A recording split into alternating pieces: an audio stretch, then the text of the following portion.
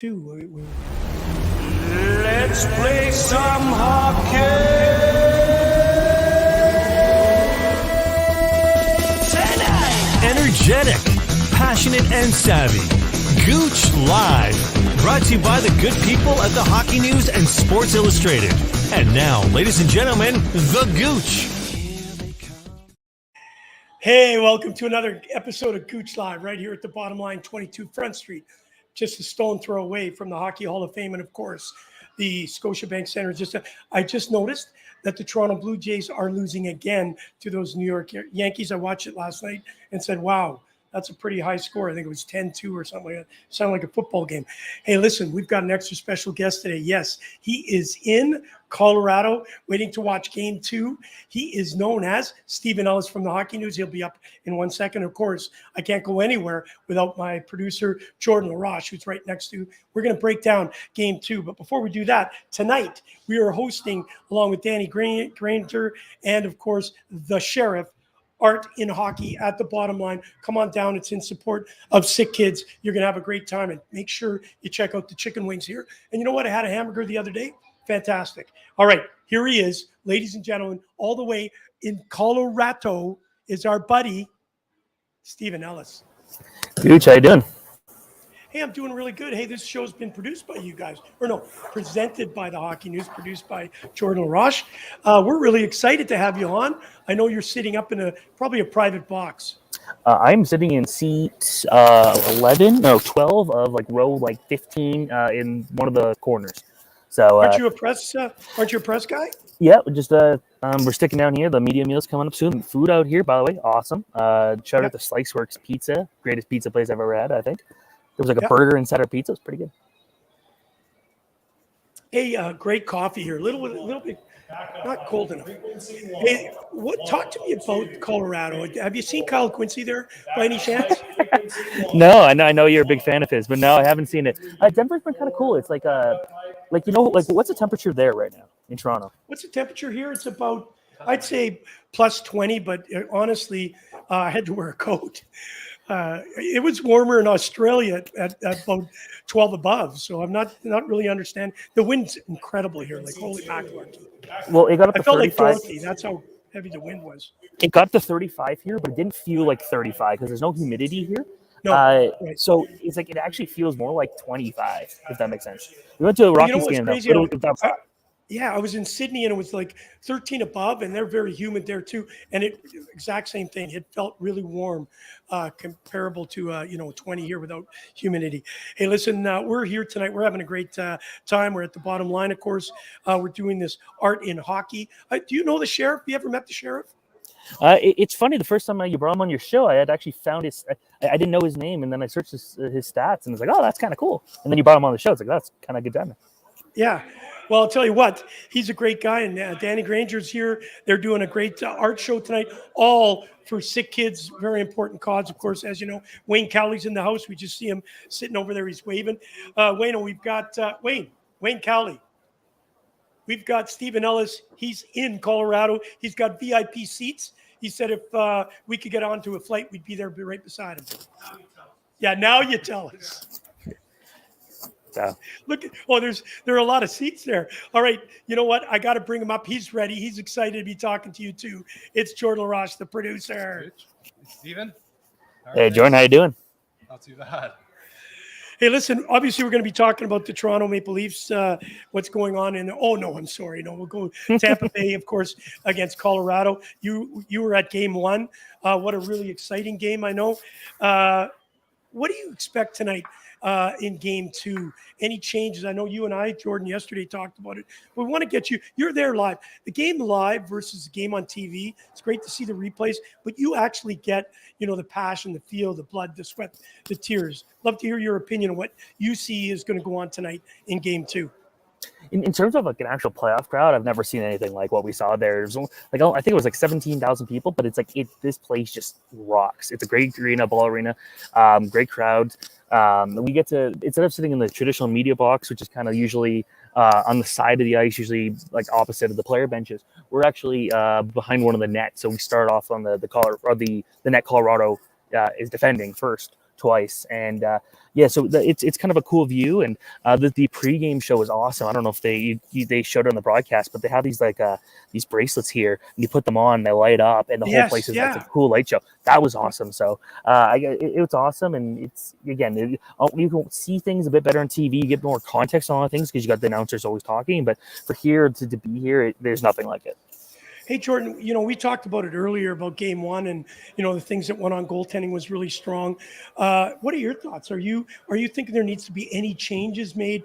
Do the coaching staff have to look at, obviously it was a 3-2, I think it was 3-2 in overtime. Yeah. I fell asleep. I was in Australia when it was going on. I think for Colorado, you can't really change too much. I mean, I think they played a pretty good game. They really took it to Tampa, which I didn't expect them to do. But John Cooper, on the other hand, wasn't too happy with this team after game one. He kind of had some comments that they were dipping their toes into the series, not really going full head in. So I think for Tampa Bay, we're going to see a different team for starters. I think they're going to get back to what they did. That worked for them so well against the Rangers, Florida, and the Leafs, where they've really taken away the middle of the ice. No one gets to the front of the net. The puck stays to the outside, and they just work them. So I'm coming to you with that, Steven. Do you think there are going to be any changes? I think I saw a lineup change, if I'm not mistaken. I think it was for the Avalanche. I think it's Cogliano is coming into the lineup. Did I get that right? He is not confirmed to be in the lineup, but it is expected to because he's been practicing with the team. All right. So Jordan and I obviously were breaking it down yesterday a little bit, and we talked about this is a series for Kemper. He's got to show himself. He's got to outplay Vasilevsky. Is that of your same opinion, Steven, that the goaltending will be in this series? I think it's going to go 7. I think we've talked about that. I think it's going to be a coin toss on who takes it. I think home ice advantage, as you said, in Colorado. That was just incredible when they started, we want the cup. We want the cup after the overtime. So do you think this is where Kemper's got to be the guy, and he's got to make sure he holds down the Tampa Bay Lightning offense? For sure. Like we saw 7 goals in the last game, 4-3. I don't think we're going to see that high scoring this one. I think both teams are going to lock it down. We know they can, especially Tampa. They bounce back from these games really well. We know how good Vasilevsky is after a loss. When you're looking at that, it's like, okay, well, I'm projecting more of a 3-2, 2-1. It's going to be a low-event hockey game is kind of what Jared Bednar said, the coach for the Avalanche. He thinks it's not going to be a ton of crazy opportunities. So this game may not be as exciting, but that's okay because this is a journey. And I think that for Tampa, they're going to have to play Colorado hockey better than the Avalanche do. And that is being aggressive, being quick, and shutting things down. All right, listen, we got to do some shout-outs. Robert Wine is always there. Loves listening to Steven Ellis, of course. Barry Shelley, Matthew Meisner, all the way from Argentina, saying, hey, Gouche. Robert Wine, of course. And Matthew Miner's got a couple of great comments here. You don't get the line changes on TV. Being there live, you see the speed of the game. I agree with that. When you go to when you're sitting down at the glass, I've seen Connor McDavid on TV. We've all seen him. But I had the opportunity 2 years ago to actually sit by the glass and in Edmonton and see it. That speed factor is so much more pronounced when you're there live. And I think we know that both of these teams have a tremendous offensive thrust to them. And I just want to ask you, when you see Cale Makar take off from start to finish, that's got to be pretty exciting. Yeah, no kidding. He's a very exciting player to watch at speed. This is a guy that I've been able to watch since junior hockey. I got to watch him in the AJHL and see what he could do then, and you could tell he was a special talent there. Obviously, not playing. He was not playing against the super high level competition, but then ever since he come up here, he's been fantastic. So I think you got to see guys like Cale Makar and McKinnon in person. I talked to Connor Geeky today, a prospect for the 2022 draft, and he's his brother plays in the NHL, so he knows all about high-speed hockey. And he said just watching those two guys playing at 75% pace, it's unbelievable on its own. Hey, listen, we've got a great show here. Obviously, we've got Steven Ellis from the Hockey News. Right after you comes Allan Nicholls. Yes, Johnny Upton from the Chiefs. We're going to be talking about the golf tournament in Winnipeg. We're going to talk about this 45th anniversary of Slapshot. I know both of you are too young to actually have seen it live in 1977. Actually, 1979 was my draft year, so I would have been only 17 when I saw the movie first, so we're really excited about that. Thanks for everybody for joining us right now. Jordan, I'm coming to you. Obviously, tonight, if the Colorado Avalanche takes it 2-0 going back to Tampa, would you be concerned? Or is this going to be kind of that home and away series that we've seen a lot in the NHL this year? Yeah, and I think Steven said it earlier. It's really going to come down to Vasilevsky after the loss. We all know the stats. It's a 940 save percentage, like a 1.1 goals against, whatever it is. But you have to account for that for Colorado's side. And I think for Tampa Bay, you have that reassurance kind of going into this game where you know your goaltender is going to be there, and I think the rest of the teams needs to come together a little bit. Hey, you know what? I got a really important question for Steven that I always seem to forget when you're at somebody's barn. In Colorado, I've only been there once. I was watching Jason Harris, one of my buddies, play in a kind of a fun game. I never actually got to an NHL game. So I got to ask you this. How are the hot dogs? Like, seriously. The hot dogs. Okay, well, I haven't had that, but the immediate food's been awesome. We had a Reese's Pieces cake, and I'm really hoping we get that again. The chicken's been good. The pizza we had a couple nights ago. Did you know that Denver is the home place for Chipotle? Yes, I did know that. I went there. I can't eat spicy food.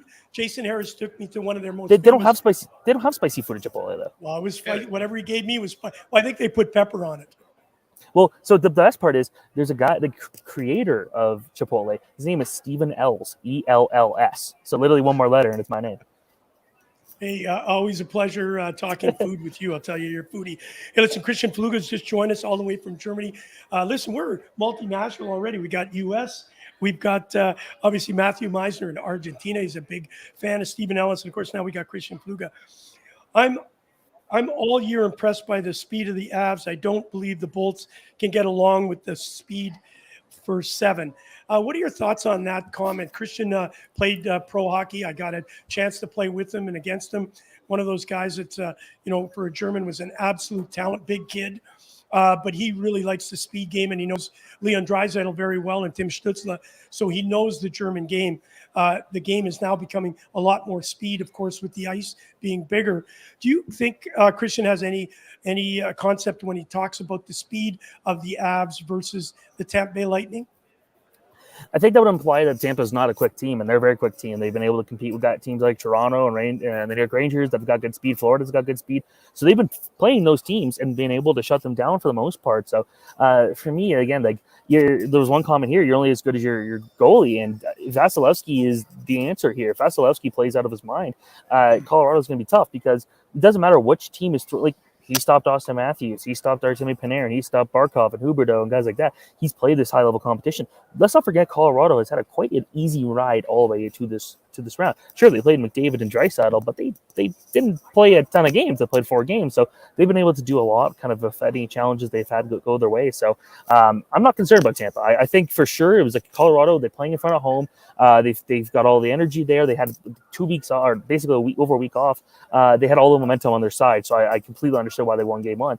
Tampa's now in the same spot as Colorado in terms of days off, so I think Tampa's going to fight back here. Hey, Steven. Little early to talk about the loss for the Rangers, okay? Well, hey, we almost went to New York. Yeah, I was going to originally be flying to New York, but instead we aren't. So sorry, Jordan. Yeah, thanks for that. Colorado's a pretty place. All right, Jordan. But just to build on something you said there, I mean, Colorado didn't really have too big of a test on the way to the Stanley Cup final, and for Kemper, this is going to be his biggest test, and he hasn't been relied on yet at any point through the playoffs so far. So it's really going to come down to if Kemper can withstand the test. Him and Frank Kuz as a tandem only have a .899 save percentage, and if you look at just NHL history, no Stanley Cup finalists have finished the playoffs with a save percentage below .907, and only three in history have been below a .910. So you take that as you will, but the Colorado goaltending has been super strong, and the defense is going to be a big part of this tonight. Hey, one of the great comments that you brought up on our notes, of course, I want to ask you this, Steven, is that Tampa Bay has not let anybody get close to the net. They've really keep them outside, but Colorado got inside on the Tampa Bay Lightning, and they really close up that middle zone.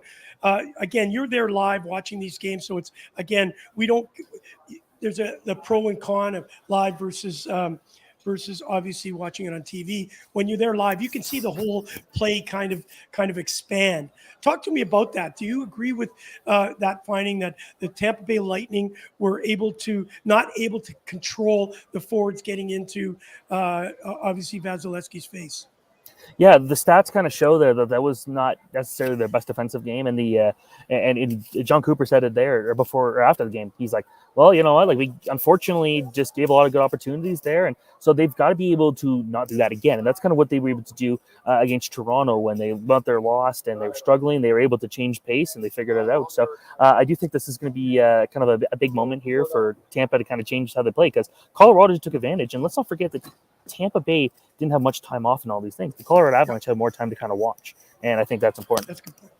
Hey, listen, one of the things that what you brought up also was Cale Makar. Though he is electric, I watch him. Obviously, everybody knows how good he is.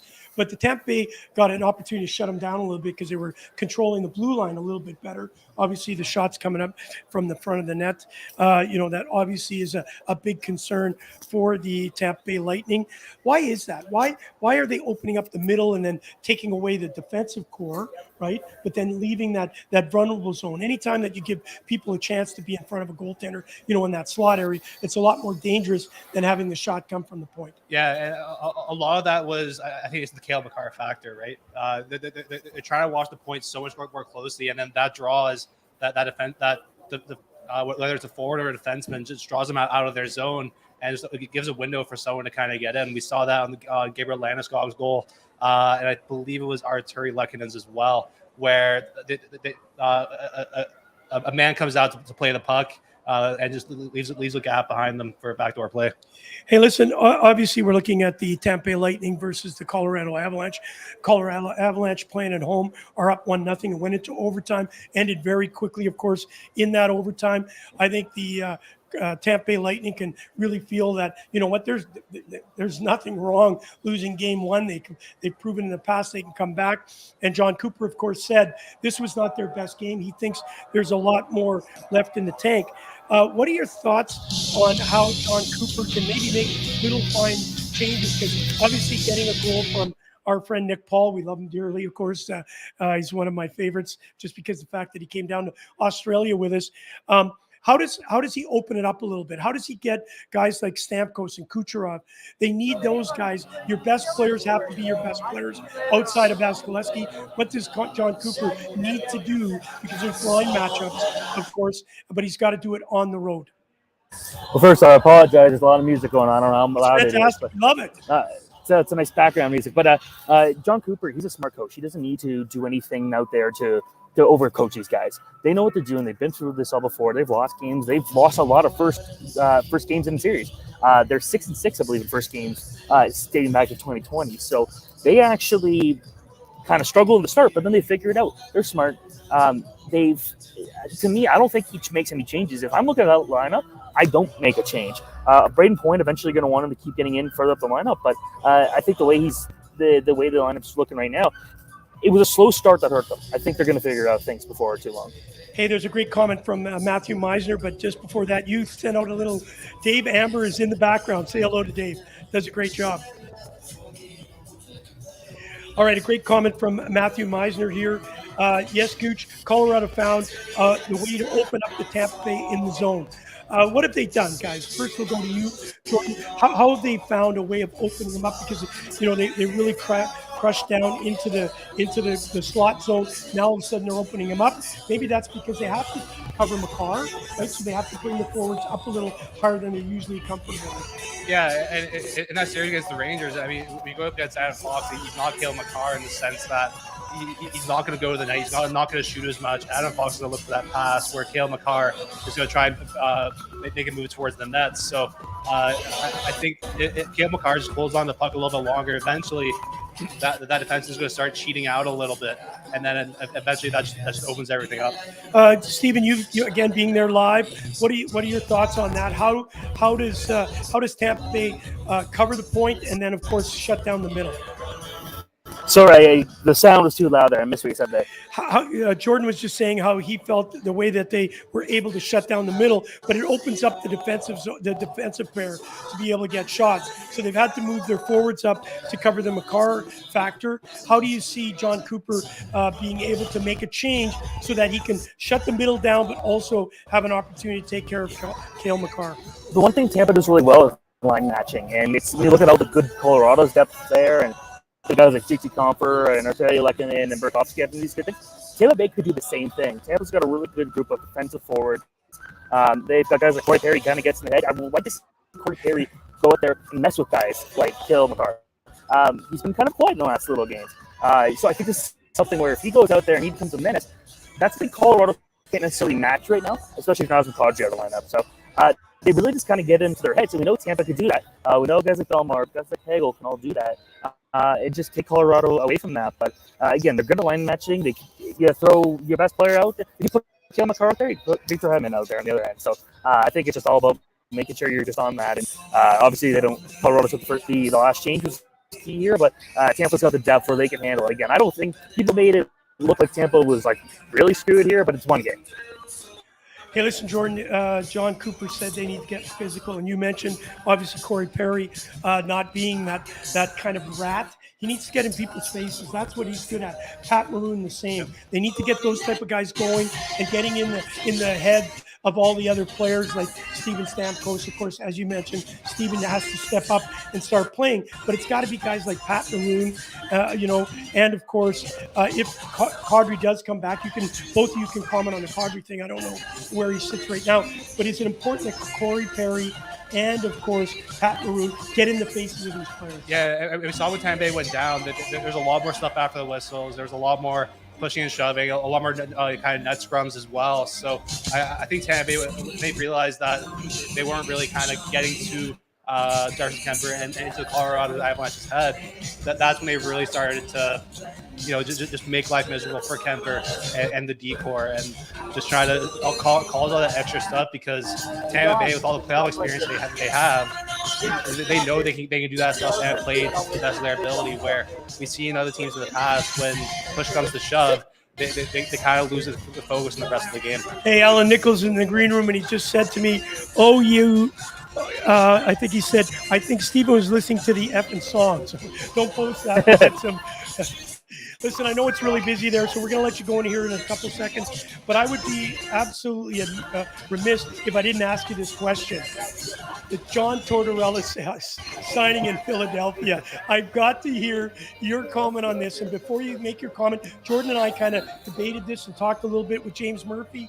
My opinion really quickly is the fact that if he comes back and he's that intimidation coach, the guy that just, gets everybody on edge, I think that's a problem for the Philadelphia Flyers. I think it's a frail team when it comes to the mindset. Obviously, Hart had a bunch of issues with coaching and all the things that were going through his head. Torts is not really good with goaltenders. I'm not sure this is a great signing, but you, Steven, you're in the mix. What are your thoughts on the Torts signing? I'm not the biggest Tortorella fan, just because I think that he's kind of someone where, to a point, the game seemed to be passing him by. He hasn't actually, but he gets a lot out of groups that need a big step. Like, look at those Columbus Blue Jackets. They were not a good team, and he continued to get so much out of them, and I think he'll continue to do that. Yeah. I think that we can look at that in some teams in the past. So he knows how to get groups moving, and I think that's what they needed. They needed a guy to give them a spark. I don't think he's going to be there for the entire contract. That's not. Yeah, Steven, I'm sorry, I got to jump in there. You say he gets people moving. Yeah, he did have a pretty good run. Just ask Dubois what he thinks of it. Who else? There was somebody else that came on the show. Dubinsky. Hey? Dubinsky. Just absolutely lambasted. There's guys that like him and don't like him, and you're both very young. So final part to this question, I want to ask you both. I think you've already commented on it. But does intimidation work today? These guys are multi-millionaires. How is he going to get somebody like, well, Giroux's gone, but John, I think it's JR. How does he go into a room and start yelling and berating these guys like he's done in the past? He's not very close to the press. He doesn't like the press. He makes it very well known there's issues there. How does he come into Colorado? Somebody said it best when he comes into Philadelphia. I can't remember. It was James Murphy. Yeah. He's kind of like Philadelphia fans. He's kind of ornery and kind of off the cuff. I'd like to hear your thoughts on that part. I think it's a little I think it's a little overstated how, put this way, he's gotten older. I think at the end of his run in Columbus, he was not this evil guy that he was made out to be, I think, anymore. I don't think he's like that anymore. So I think that he's the voice they needed. They needed an aggressive voice. I don't think he's as aggressive as he used to be, but I think he's the thing that you need to kickstart your young guys. And I think why a lot of people have a bad taste in their mouth when it comes to Torts is the Patrick Laine. What happened with him after he actually got traded to Columbus? That's a good point. There's a lot of stuff like in the press, kind of laid back, not really in full team attire. Just a lot of little things that Tortorella and Laine had a little bit of back and forth. So I think it all worked out in the end. Laine is going to do well in Columbus. It's just kind of a shaky start to that relationship. Yeah, but you know what? I want to say this final as we let you go, because I know it's getting loud or it's starting to lose your face because it's so dark there. But also with the seagrass comment, I really felt that he did show that he's not getting it. The game is changing. It's becoming more offensively skilled. It's not that rough and tough and rugged. Yes, the Philadelphia Flyers are known for bash and crash, but the design of the game has changed, and he's got to come up with it. And that comment, just saying, I'm sad, that's stupid. What are your thoughts on that, guys? Do you think that maybe he's missing a step here right now with the young players coming up? Well, it's hard to say because hasn't coached in a few years, but I'll say that I think that he's someone where they looked at some really high-end coaches for this gig, and they picked him. So you have to believe they trust what he's going to bring to this team. Okay. Jordan? Yeah, I'm with Steven there. He did of course you are. He did a lot of good work with the Rangers. They led the league in block shots for many years when Tortorella was there. And they had some good playoff runs. And in Columbus as well, he got the most out of a pretty okay-ish team. So I do think he can go to Philly and make a big difference there. My predictions are not very good. I'll let you know that for sure. I always predict. I'm going to let you know right now that I do not believe that John Tortorella is going to finish the 4-year contract he just signed. We'll see how that plays out. Of course, I did pick my Winnipeg Jets to make the playoffs. That didn't go very well. So I'm just thinking that, guys, you're the younger tunes. You guys are in it. You know it. So I'm going to go along with you. Let's not pass judgment yet. Let's give him some time to maybe show us that he has changed, because if he hasn't changed, this is going to be a very short tenure. Hey, Steven Ellis, you've been watching Gouche Live right here with our buddy down in Colorado. Are you going to Tampa? We leave at 12:30 p.m. tonight, and we arrive 9:30 in the morning tomorrow. Are you driving? No, that's a 26-hour drive. We have a layover and a time change in between the flight.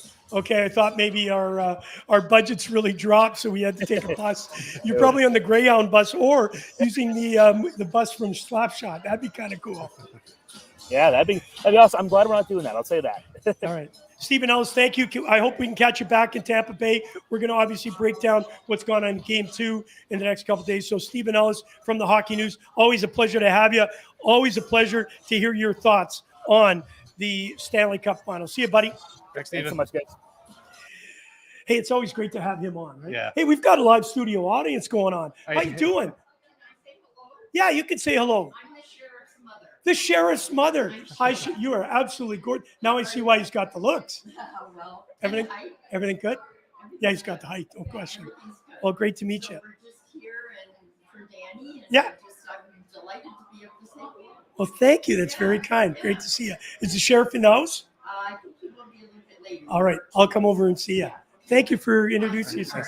Good looking boy here. Thank you. Thank you. Oh, no. She's looking at Never mind. Hey, that was fantastic. The sheriff's mother. That's incredible. Yeah. That's probably the biggest star we've had here tonight. All right, don't forget we're down here. Obviously, Art in Hockey. It's a great cause. You can see it right here. It is unbelievable what Danny Grant. These are fantastic pictures. You can look up on the wall. I see Ty Domi. Obviously, Willie O'Ree. You would not know that name, of course. We've got Gordie Howe, arguably one of the greatest to ever play the game. It is fantastic. Come on down. We're here till 10 o'clock. Obviously, there's a silent auction selling off some of this unbelievable, one-of-a-kind art. I see Paul Mateer, if you're a Toronto Maple Leafs fan, there's a unbelievable mask painting that Danny has done. All right, listen, we are excited. Steven Ellis is good. We enjoy his time, right? But I'll tell you what, this guy that's coming up next is probably one of the most entertaining people I know. And what's really important is that I know I'm being pointed at the other camera, so I'm coming at you. I want to say hello to Mark Weber, if you don't mind, if you could post that up. Good afternoon, Gouche. It's actually evening here in Toronto. I know it's morning for you. Sorry I missed you in Melbourne. I'm coming back in August. The gentleman right beside me, his name is Jordan LaRoche. Know that name, of course, Mark. He will be the goaltender for Team Canada as we come down and play in the Ice Hockey Threes in October. So I'm really looking forward to you. I got some surprises for you. I will talk to you next week about the women's aspect of that tour. And, of course, having you on our side, Mark Weber, makes it work. It's rowdy down here, of course, at the bottom line. We're doing the art and the hockey. We're seeing the boys coming in now. Please come on and check it out. Obviously, we are excited. Now, without further ado, one of the most fun guys I've met. I had him down in Philadelphia with Paul Rosen. And you know what he said to me? Hey, Gouche, you know I was a singer in the band called JB and the Playboys. And I thought, at your age, it should be JB and the Old Boys. But here he is, the one and only, the guy that was the captain of the Chiefs in the iconic movie Slapshot, Johnny Upton. A Johnny! round of applause like I never heard before. Oh, I'm telling you, they're going crazy here. There's a standing What O. an ovation. What an ovation. That's fantastic. Hey, listen, obviously, somehow I just lost you. I don't know where you went. And it's got to be technical issues when you're with the Gouche. And there's Haley. We're saying hi. It's really crazy down here, Allan. You know, we're planning a very special event. Obviously, we're here tonight, you know, helping sick kids. And in August, when you come to Winnipeg, we'll talk about that in a second. On August the 18th, we are going to be here at the bottom line, also doing the 45th anniversary gala night where we're going to be talking everything Slapshot. There are big screens here. Allan, we're going to have just a blast. Don't forget, I've booked your ticket August the 18th right here at the bottom line. Allan, I'll be there. Allan, listen, I want to do some things here. You're born in Montreal. You're a Canadiens fan, of course. You're an actor, a film director, a film producer, a screenwriter, a composer, a musician. Holy macalarchy. When does it end? You were nominated for both a BAFTA. Are you going to live? I hope so. Okay. All right. You were nominated, or you were nominated for a BAFTA. What the heck BAFTA. Is that? That's a British Academy BAFTA. Award. I thought it had something to do with the bathroom. And then, of course, a WGA award for the writing in the movie in 1978, A Wedding. Talk to us about that. What is it all about? A Wedding was a film I did with Robert Altman. It's a very well critiqued film, and people loved his work. And it was starring numerous stars. He had a way of gathering certain stars and certain people into his world, and we made this great movie about a wedding. And you have to see it to enjoy. How was the ending of the wedding? Did it actually go over? No, it didn't work out as planned. The wedding didn't work out. As planned. You know what I always say? But I always say that you have to have a test run, and certainly your first one kind of goes a little bit south. So let's leave it at that. Hey, listen, you're best known, obviously, as Johnny Upton, the captain of the Chiefs, for the iconic movie Slapshot. I know we've talked about that. But you also were in Nashville in 1975. I don't know anything about that movie. I have not seen it. But you were also in the movie Popeye in 1980. First, tell us about Nashville, because it obviously was a country western movie. Nashville was my first film, and it was also an Altman film. It's incredible that Slapshot, which was, probably the ultimate sports movie ever, is the only film I'm really remembered for. And I did 20. That's crazy. I did 20 Altman films, and nobody oh yeah, what's Nashville? But they were great films. Nashville was a social commentary film using the city of Nashville as the basis of where they were, what the microcosm of America. Okay. And if you looked at that film today, you'd go back and say, oh, he was pretty spot on. It's very politically driven, and it's very musically driven, and it's great. It's great film. So talking about a politically correct movie, when you talk about Nashville, talk to us about Popeye. You didn't play Popeye, did you? No, I played Robin Williams played Popeye. And I've seen your pipe, so there's no way you could be Popeye. I played Roughhouse. I played the chef of the hamburger place. You know what? That's one of the Hamburglar part of this whole thing was absolutely incredible. Talk to us. Give us one of the lines from Popeye. Well, I could actually sing one of the songs I sang. You know Which what? was Why don't you sing every for us? Because we know you're the singer from the JB and the Playboys. Let's hear. Here it is, ladies and gentlemen, live on Gooch Live. Allan everything Nicholls. is food, food, food. Everything is food to go. Everything is food for thought. Everything is food, you know it's food. Everything is food. There are several verses, I won't bore you. Hey, honestly, don't quit your daytime job. You know what's It's a really great cool about it's a that? great scene in the film though. It's Roughhouse parading through all the town and all the townspeople and all the different characters. Wimpy's there and Popeye's there. It's a great movie. It's a I comic remember, book brought to life. obviously Jordan, the producer, would have no clue what we're talking about on the Popeye movie, but or even the actual series. The one line that I remember best is Pluto.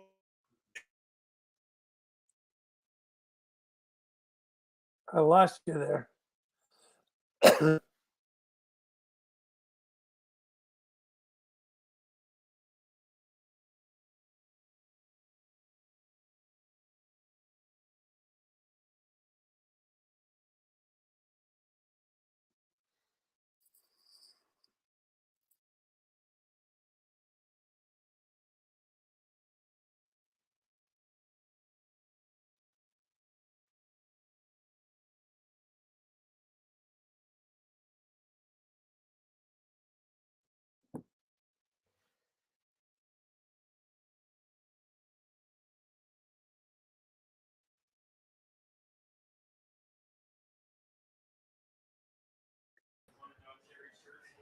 Hey, obviously we had a little bit of a crash here. The Wi-Fi went down. Sorry about that, Alan. I was just telling you about the Popeye.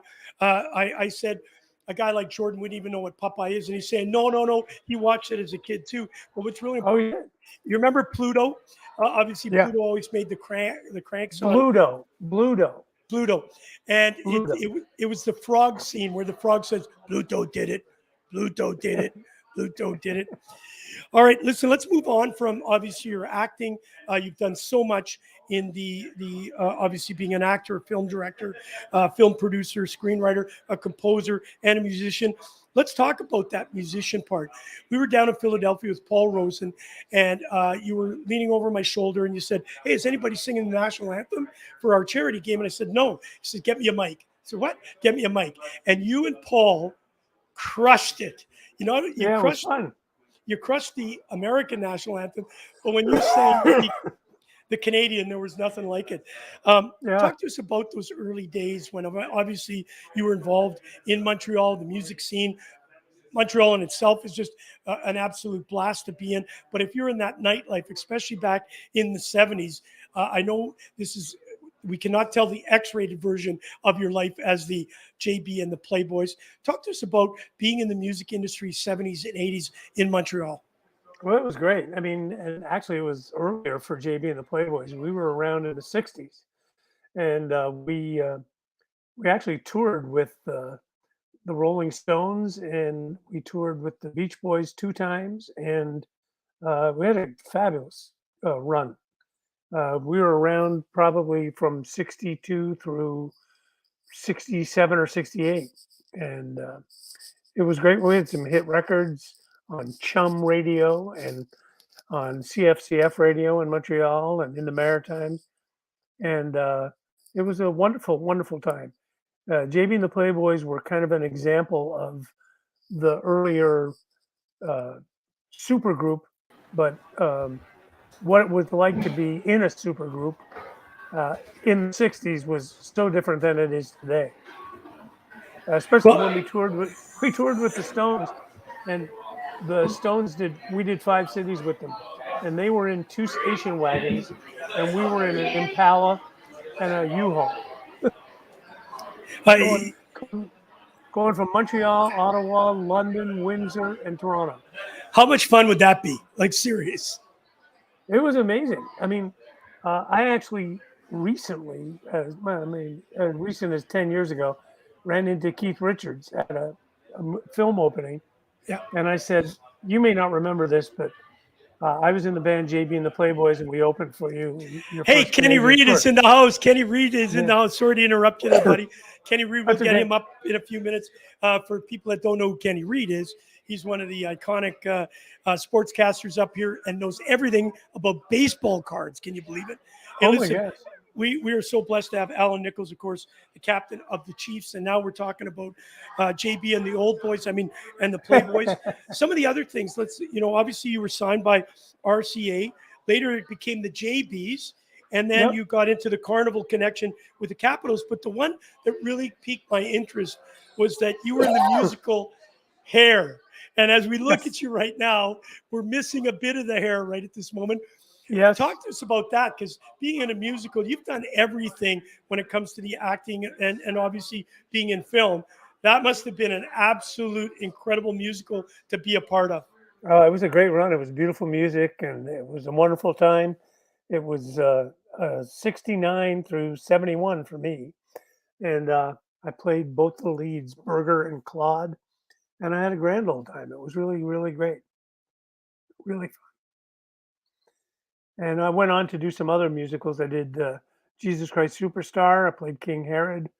And I did another musical called Inner City Mother Goose. And then my last one I did was Sergeant Pepper's Lonely Hearts Club Band, which was a run at the Beacon Theater of a great musical. Hey, listen, I lost you there for a second. I did want to ask you about, obviously with JB and the Playboys, you obviously have been involved in many other aspects. I know that we're going to be doing the golf in Winnipeg, and I know that you're going to come up and you're actually going to sing a few songs because you're very talented. We're going to have Brian Green, of course, with his Easy Band, and you're going to get up and sing a few songs here. We're going to do an event here at the Bottom Line on August the 18th. But Is that your dressing room? That's Are we in your dressing room right now? It's our locker room. Oh, where's your skates? I can't skate. I'm out. That's a good idea. I will bring my skates in. But I did. Skates up there. Yeah, that's a great idea. I will do that. I've hung up my skates. I get the reference. There Hey, you listen, go. I wanted to talk to you before we get into the actual Slapshot 45th anniversary, and obviously us doing the tournament in Winnipeg. Great guys with Eric Mathis and Bob Schaefer. Kenny Burns are doing a great job organizing all this stuff and getting us ready. We're 80% sold out with Fortune. We'll talk about that in a sec. What I did want to talk about, a lot of people don't know this fact. You are hockey royalty. You're in a family that had your grandfather, Riley Hearn. He was a goaltender for the Montreal Wanderers. The Wanderers won the Stanley Cup with your grandfather in net in 1908, 1909, and 1911. And your grandfather is in the Hockey Hall of Fame just across the street. And you know what?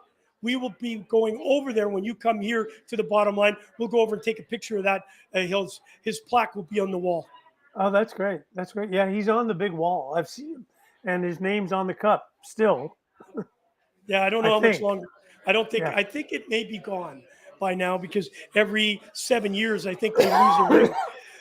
Talk to us. Do you remember your grandfather playing for the Wanderers? No, unfortunately, my granddad died before I was born. Okay. And so I never got to see him, and all I heard was the stories from my mom. Yeah.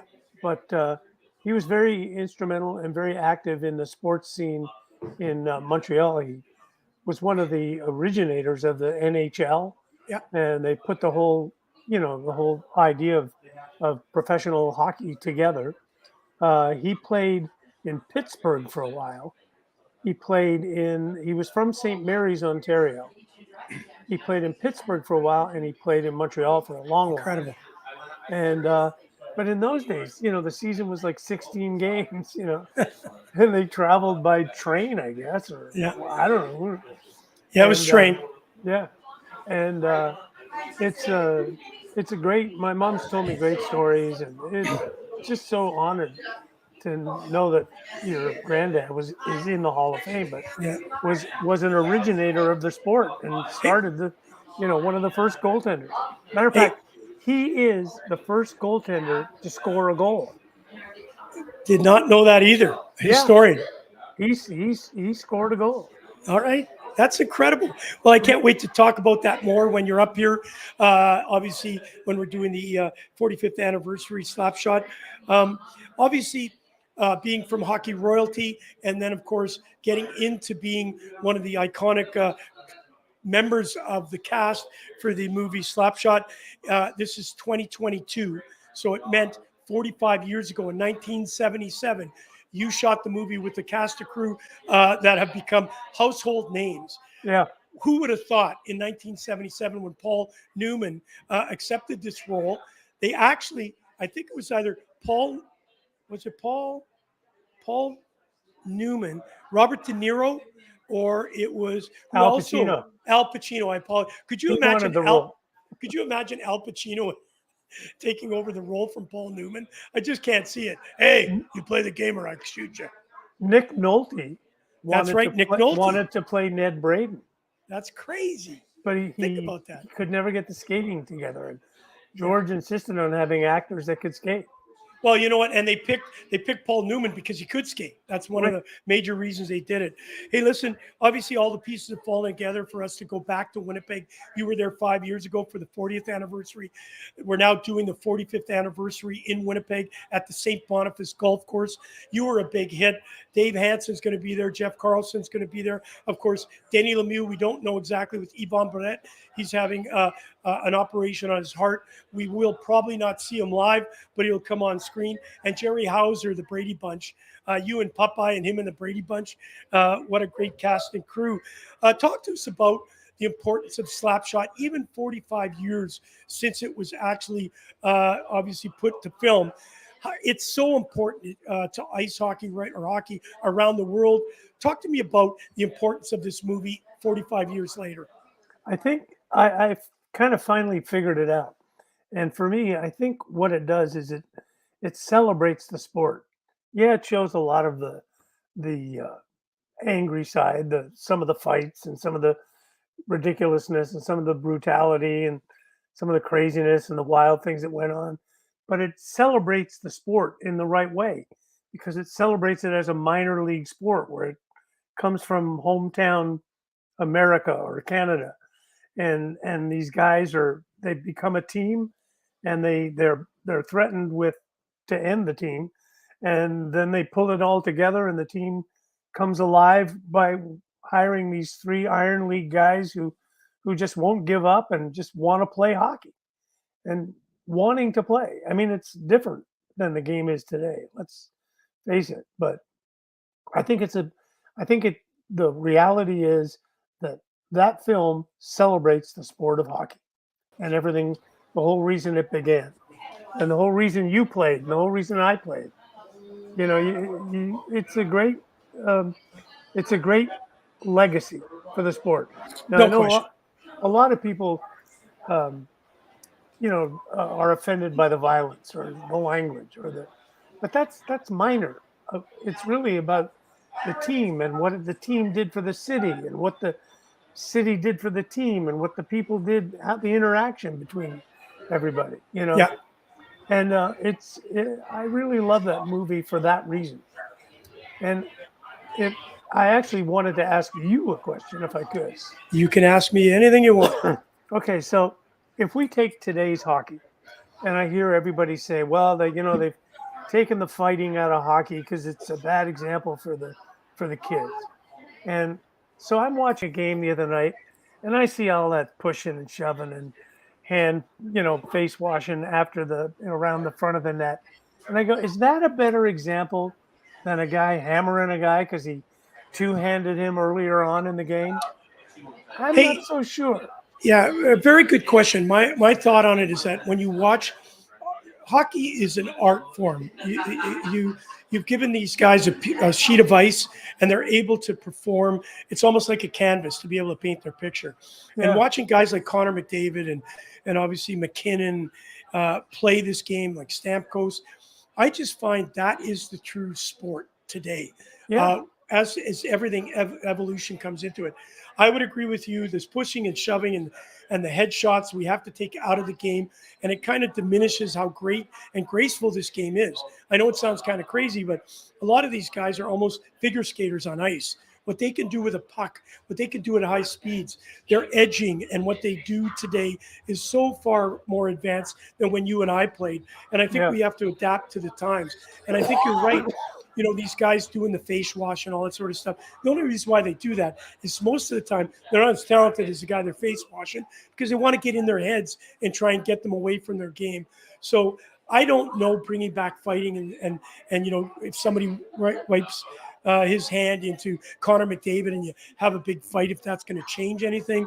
But I certainly want to say today, the game is in a better place than it was back when the Broad Street Bullies were, terrorizing all the opponents as they walked in, or when they played in the Boston Gardens. As a spectator sport, we have to realize the damage we have done to a lot of players through fighting and headshots. Exactly. And so we have to really look at the game as it is today. I love the physicality of the game. I wasn't a tough guy, but I also think we have to understand that physicality comes with a cost. And I think if we can watch Connor McDavid play for the next 10 or 15 years, I would rather see that than see the rough guys go out and beat each other up on the ice. So that's my personal opinion. And I hope that the game continues on down that path.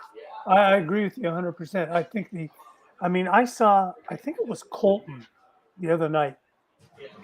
I've never seen an angle on a pair of skates like that.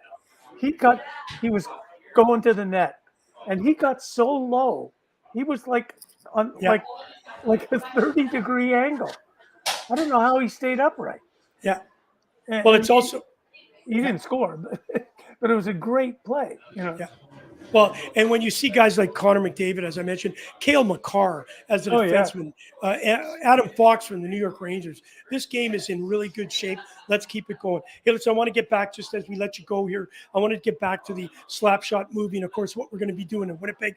You were there 5 years ago. They still talk about that golf tournament today. And the reason is because you guys are so approachable and you actually listen to the crowd, talk to you, and then you recite some of your lines. And today I got a video from you where you said, you better sign up today or I will wiggle it at you. Now make reference to that. I saw you in a bathrobe come out, and it was kind of like a sleeky type bathrobe. It looked like something from a Japanese designer. And you're out there doing the fashion show.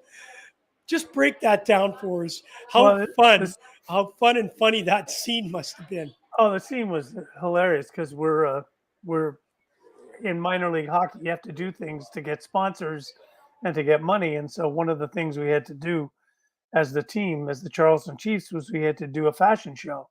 And I guess we probably ended up getting free. They probably had their sign on the boards, and we probably had free suits for a couple of months or something. But the outfit that I had to wear was a pair of silk pajamas and a silk robe. And the scene, as it's done in the I won't try to replay the scene, but the scene is my rejection of having to do these effing fashion shows just to make money for the team because it just didn't seem right. And I threatened to expose my anatomy on the runway of the fashion show unless the owner promises never to permit that kind of action again.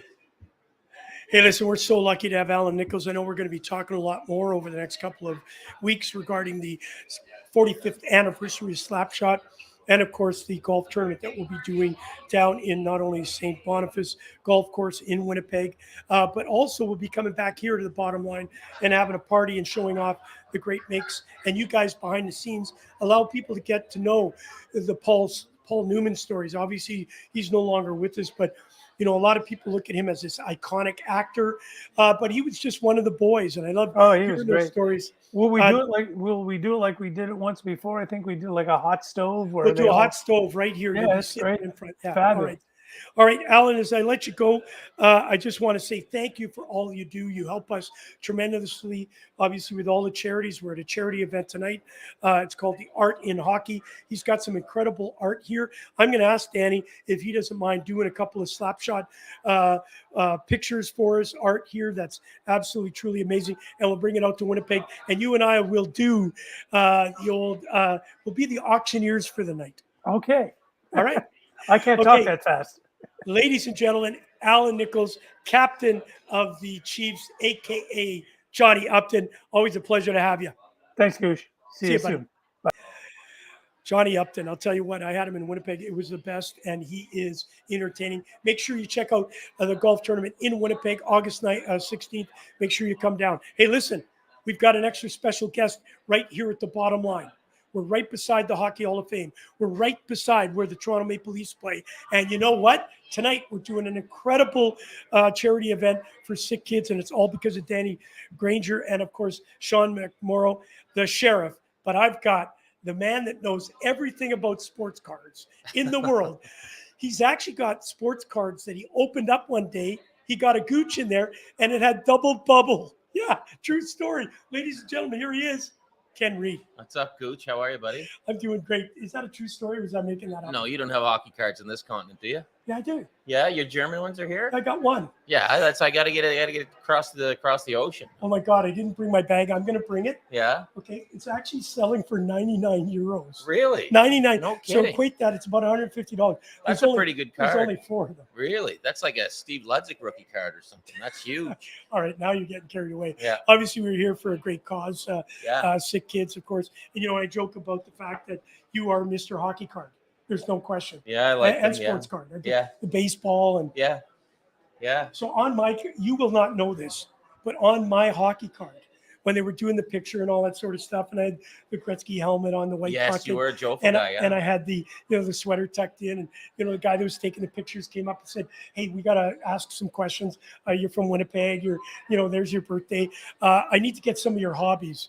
And I really hobbies. Right. I don't really have any hobbies, but I golf. So I said, "Oh, I got golf. No, we need one more." And it took me the longest time to think of somebody. But I remember being out in Winnipeg with my parents. I was 18, 19 years old, and my mother loved Yahtzee. So you put Yahtzee. I put Yahtzee.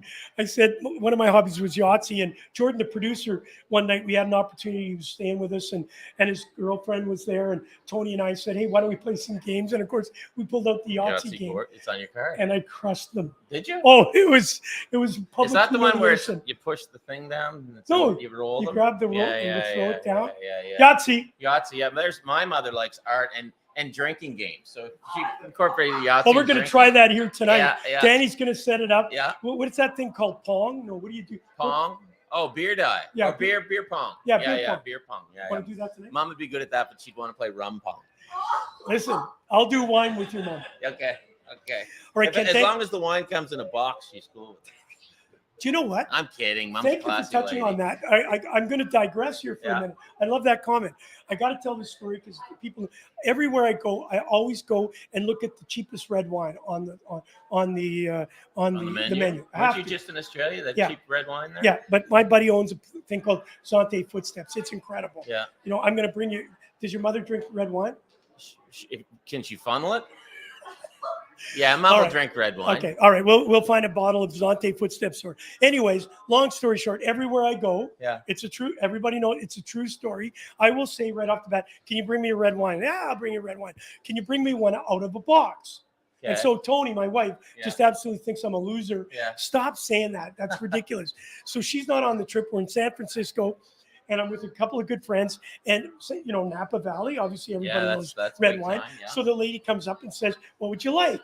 And I'm with two good friends, so I know I can pull this one out.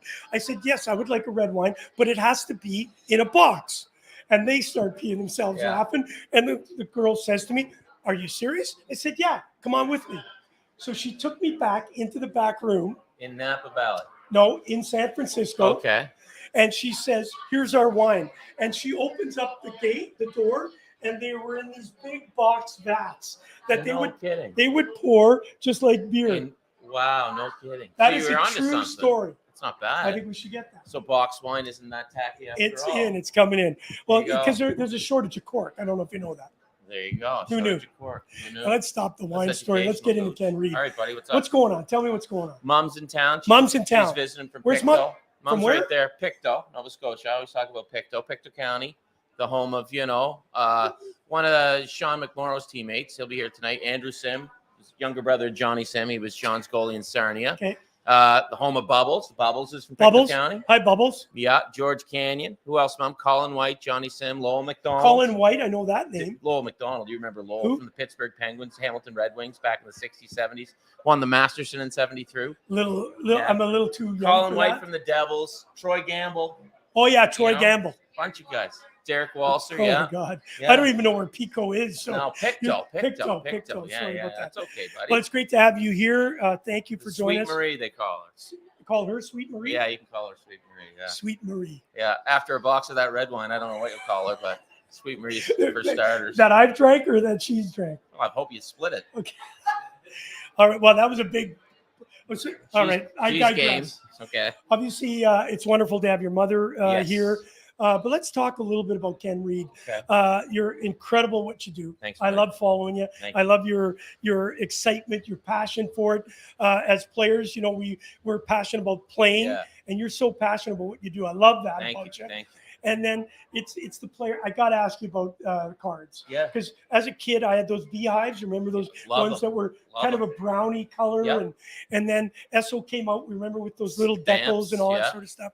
Yeah. How did you get involved with cards? Like, why are you so Uh, knowledgeable to that? Well, I was like any other kid. I'd buy them when I'd go skating at the Hector Arena for a quarter, or I'd buy them at the East End Grocery. And then Mom brought home a price guide one year. It might have been like 86, 87. And what? They're worth money? And I remember Mom being at home a baseball card price guide in 83. Yeah. And I wasn't, I was in third grade. I couldn't comprehend what it was. And then after grade 6 or 7, Mom brought home another price guide. I'm like, wow, this Wayne Gretzky's worth $2, and this Roger Clemens is worth 15. And then I became this little card maven. And, we used to set up at shows in Halifax, my brother and I, and Mom would drive us there, and we had our own business cards. Yeah. And then, you go away to college, and happens? Girls. You start to chase girls instead of hockey and baseball cards. Mom's in the house. She knows a lot of the stories. Okay, Jordan, put Yeah. up the disclaimer. And then, you settle down, you have kids, you get married, and, You got married before you had kids? Got married before I had kids, yeah. And then, you grow up and you're not running around all the time. And most people, when they get older, think of nostalgia and what they were like as kids. And you go back to your cards, and suddenly they take you back to childhood, and they also introduce you to the game. And for me, it's I'm a big hockey history guy, as you know. So the cards it's like having a little piece of hockey history right in your hand. So that's what I like about them. Well, I'll tell you what, I was involved with cards too. I love cards. And I never kept any of them. No. Right. So if you go back at my age, 63, I probably did have a Wayne Gretzky rookie I card. bet you did. But I did have one card that really POs me right now.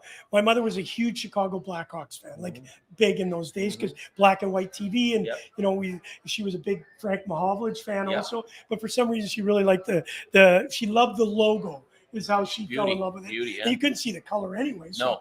she got me a Bobby Hall rookie card. Oh, man, that's Okay. a good one. No.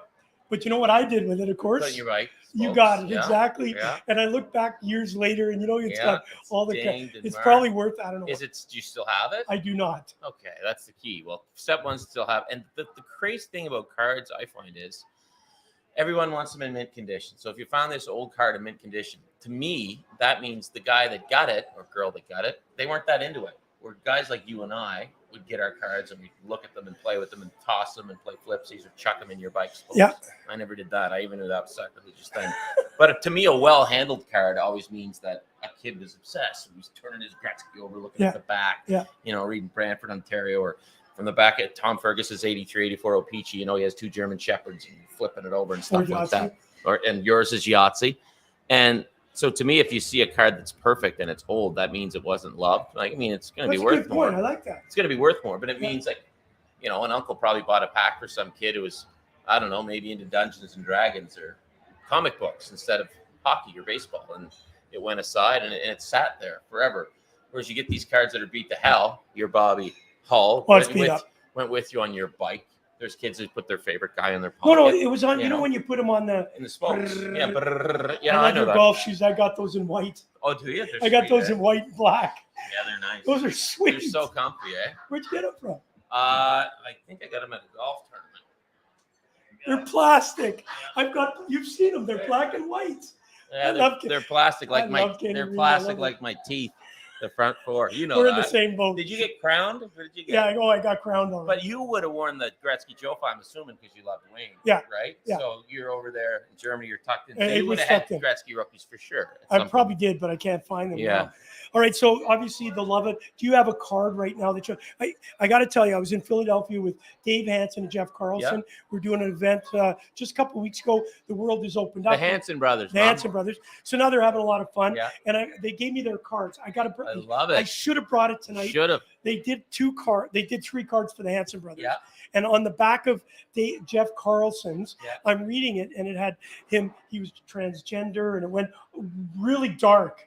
And I'm thinking, what the heck is What that? did you do? They actually put the wrong person on the Oh, back. he had the of wrong Jeff Eric. Carlson. The Jeff Carlson Eric card. Yeah. There you go. So Jeez. I'm gonna send it to you because Hunt me you're down gonna one. love it. I would love it. Yeah. You signed it. Oh, So I'm really? gonna bring it. Okay, Oh, wow. that's fine. Yeah. So that is going to be by far my favorite Are those card. the new ones they just made? Yeah. Yeah. The tops. Opichichi. It was tops. It's tops. I want to say not heritage, but yeah, I know. Of course you they're knew. beautiful. They got the jersey, the Chiefs Yeah, jersey on. yeah. Yeah, they're gorgeous. Okay. Yeah, I'm going to bring you that one. Please. I'm actually going to give it to you. please. So that you can, on your show one day, say it. Because Jeff Carlson, when I saw this, and so Steve Carlson, who's Yeah. the real kind of the hard-nosed guy, Yeah, yeah. he was going to sue tops. Oh, And really? Jeff thought it Jeez. was the greatest thing in the Oh, world. well, He if was I- in the soap opera, and it was Oh, unbelievable. wow. All right. If you bring it to me, I'll bring it to the Palm Isle and get it signed by them. You know, but we won't get into the Palm Isle with Mum here, will Okay, we? no. Yes. Or the Aces. We won't talk about the Aces or the Palm Isle. All right, then the show's Mo knew a over. barmaid there, Mum. That's all I'm gonna say. All right, so let's talk about the card finally, and then we'll talk a little bit before I let you go. Yeah. Obviously, why we're here. It's fantastic. Is there one card that you have in your collection?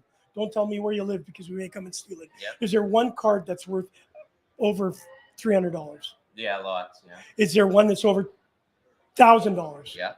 5? Yeah. 10? No.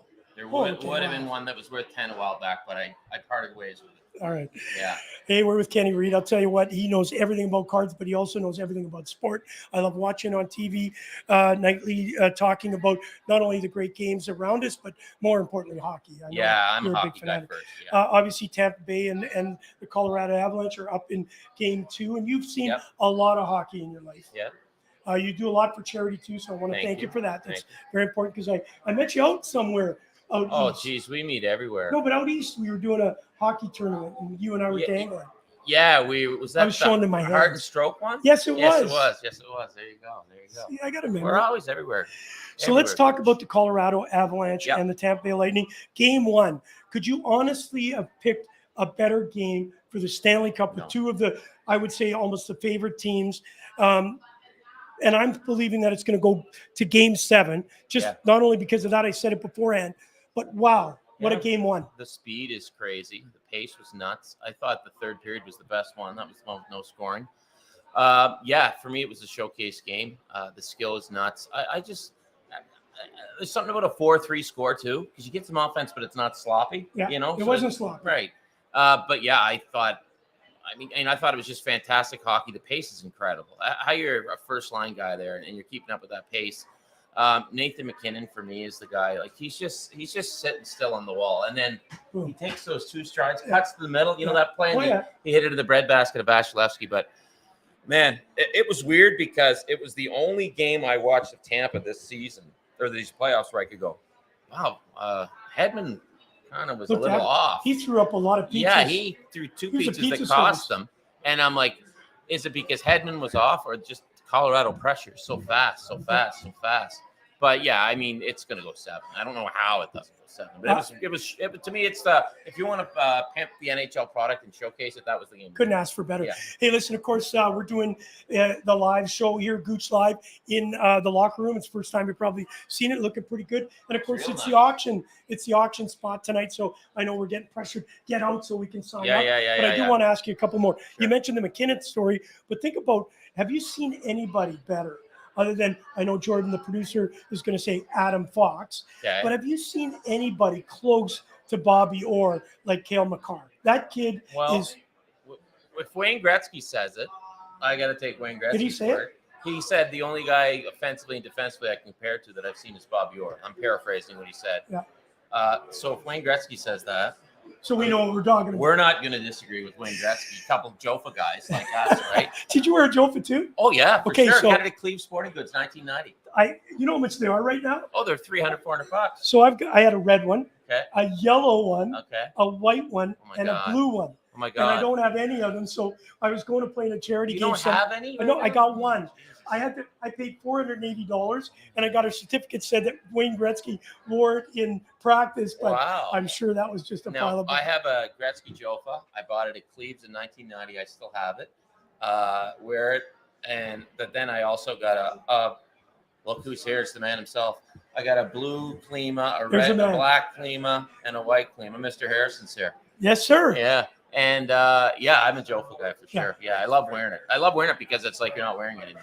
Well, Ken, I know we're really busy here and we got to get going. So I just want to thank you a lot for Thanks, stopping Coach. by. We're here, obviously raising money for sick kids Yeah. through obviously Danny Grange.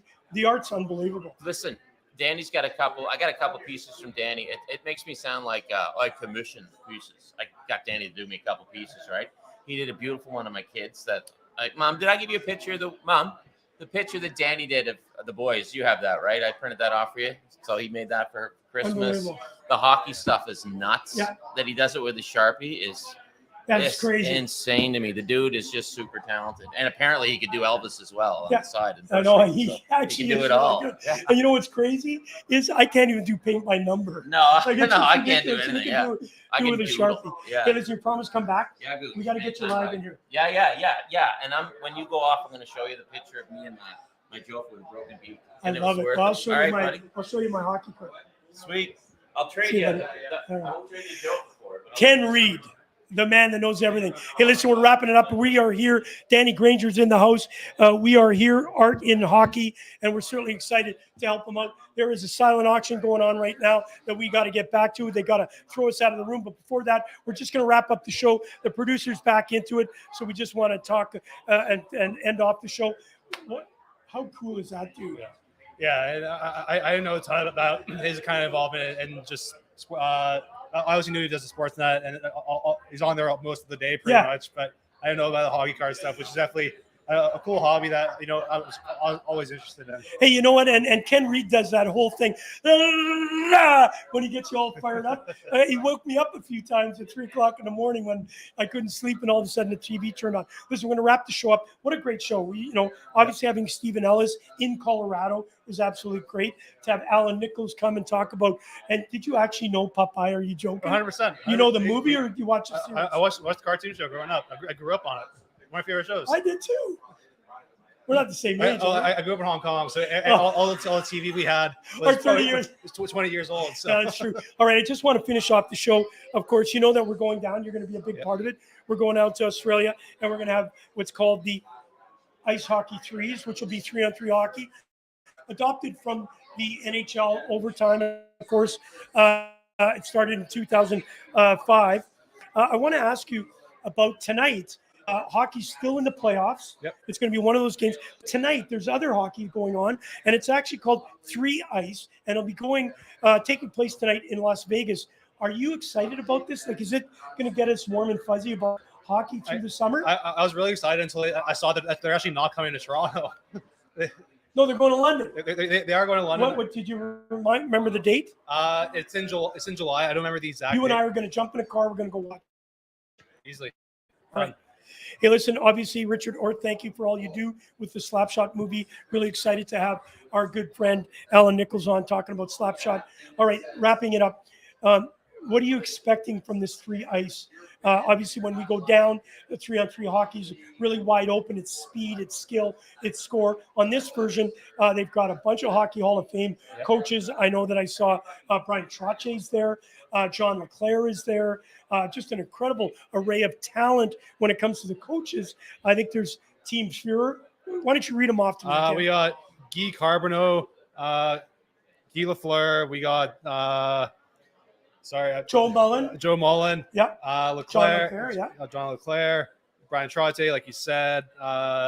Larry Murphy. I was going to say Joe Murphy. I think I would have got shot. For God's sake. But they have a lot more involvement because I remember the 3HL a couple of years ago. They trying to do something very similar, a tour style 3-on-3 I like it. league. I love it. The league didn't do too well, and then the pandemic hit, obviously, which didn't help. But the great to see they're doing it again. 3-on-3 hockey is great to watch. A lot of speed, a lot of skill, and a lot of scoring. If you don't mind going back on there and figure it out. I know they're going to London. They're in Las Vegas tonight. Yep. They're going to London. I think I saw Nashville, if I'm not mistaken.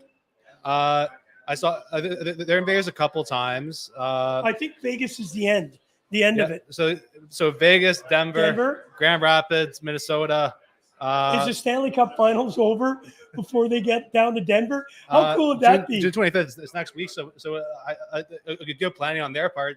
Get a little overlap there. Yeah. Hershey, Pennsylvania, London, Ontario, Pittsburgh, all right, Quebec City, Nashville, and they finish in Vegas August 20th. You and I are going to do a couple of those, all right? Sounds good. All right, Journal Rush, fantastic show. Thank you. I know we went a little bit long today, but we had an action pack. And in about, I would say, how many minutes till the NHL gets started? Hour 10. You've got an hour and 10 minutes when the Tampa Bay Lightning take on the Colorado Avalanche. Thank you, the producer, Jordan LaRoche. Hey, listen, we are here at the Bottom Line. Come and check it out. We're open till 10 o'clock tonight.